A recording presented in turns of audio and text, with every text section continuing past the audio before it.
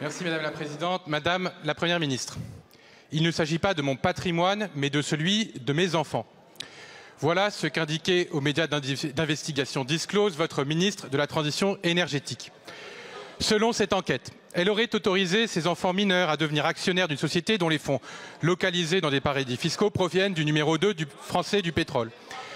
Depuis 4 ans, pourtant, à aucun moment, votre ministre de la Transition énergétique n'a modifié sa déclaration d'intérêt pour le préciser.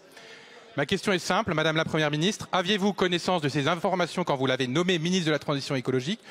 Si ces informations sont confirmées, quelles conséquences en tirez-vous sur l'exercice des fonctions de votre ministre? Je vous remercie. La parole est à Madame Agnès Pannier-Runacher, ministre de la Transition énergétique.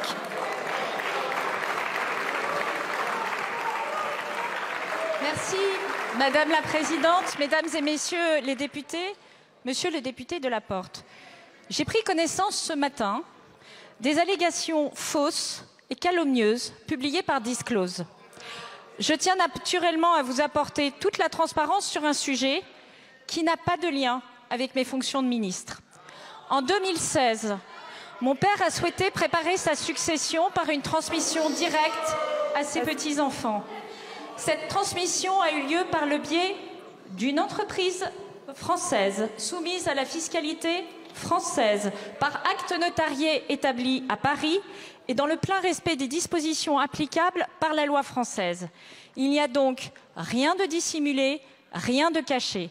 Je précise que je ne bénéficie pas et ne bénéficierai jamais de ces fonds n'ayant aucun droit, présent ou futur, sur cette société. J'ai évidemment satisfait les obligations déclaratives prévues par la loi, notamment auprès de la HATVP, qui prévoit expressément que les déclarations de patrimoine ne concernent pas le patrimoine des enfants, y compris mineurs. Je précise également que mes enfants n'ont pas touché d'argent de cette société depuis sa création. Enfin, mon père, âgé aujourd'hui de 77 ans, a effectivement travaillé depuis 1979 dans le secteur pétrolier. Ce n'est un secret pour personne.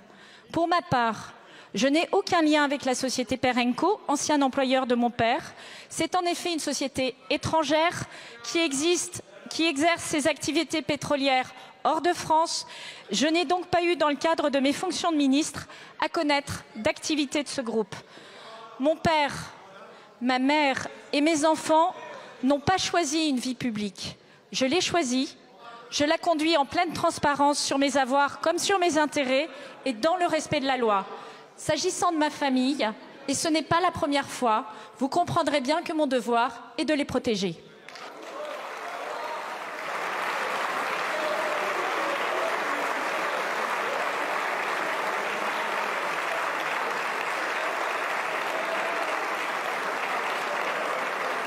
Je vous remercie, Madame la Ministre. Monsieur de la Porte.